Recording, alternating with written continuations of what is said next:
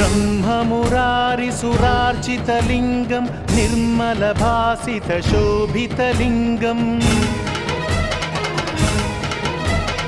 जन्मज दुःखविनाशकलिङ्गं तत्प्रणमामि सदा शिवलिङ्गम्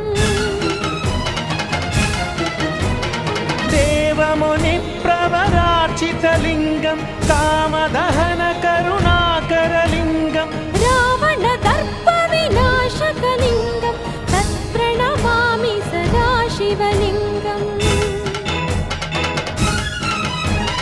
सर्वसुगन्धसुलेपितलिङ्गं बुद्धिविवर्धनकारणलिङ्गम् सिद्धसुरा